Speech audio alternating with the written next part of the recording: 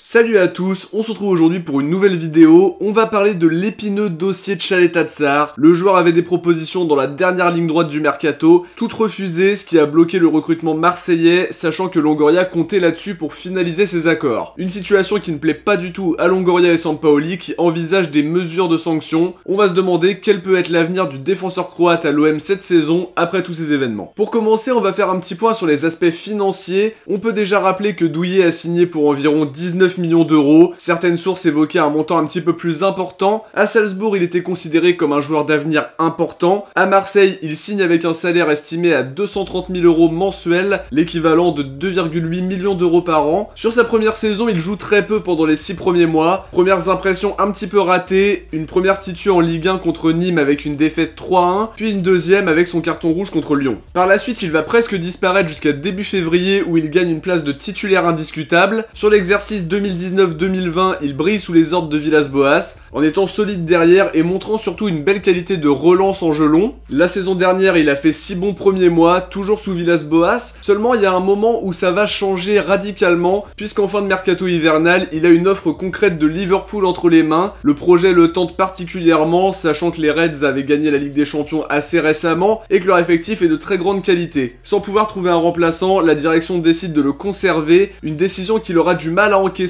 et c'est à partir de là qu'il ne sera plus jamais le même joueur sous le maillot marseillais. Il a toujours du temps de jeu malgré tout, mais pour autant il n'est pas très apprécié par Sampaoli. À partir de là, on comprend un peu mieux la situation. L'OM doit vendre des joueurs et Douillet a une valeur marchande de 25 millions. International croate et finaliste de la dernière Coupe du Monde, il a une belle cote outre-Manche et pourrait quitter le club pour apporter quelques précieux millions. Sampaoli lui fait bien comprendre qu'il n'entre pas dans ses plans. Luan Pérez lui est préféré sur l'axe gauche de la défense à 3, et dans la hiérarchie, Alvaro, Balerdi, Saliba, voire même Amavi, semble avoir une longueur d'avance sur lui dans la tête du technicien argentin. Une situation délicate pour un joueur qui a montré de très bonnes choses il y a quelques temps et qui récupère maintenant un statut d'indésirable. Des offres arrivent dans les dernières heures, Wolverhampton et Valence pour les plus concrètes, les deux balayés d'un revers de la main par Tchaleta Tsar. Il y a plusieurs raisons qui peuvent expliquer ça, le fait que les propositions viennent de clubs qui ne sont pas qualifiés en Coupe d'Europe, un salaire qui n'est peut-être pas à la hauteur de ce qui touche à Marseille, et on peut rajouter à ça le fait qu'il ait récemment eu un enfant et qu'un changement de vie à ce moment-là n'est pas forcément l'idéal. Toujours est-il que Longoria avait besoin de vendre, pris dans les taux de la DNCG, et si on a bien compris, avec des accords déjà conclus avec de potentiels recrues qui ne signeront pas, la pilule est dure à avaler, tout en sachant aussi que Sampaoli attendait des renforts et qui se retrouve avec un effectif qu'il juge incomplet.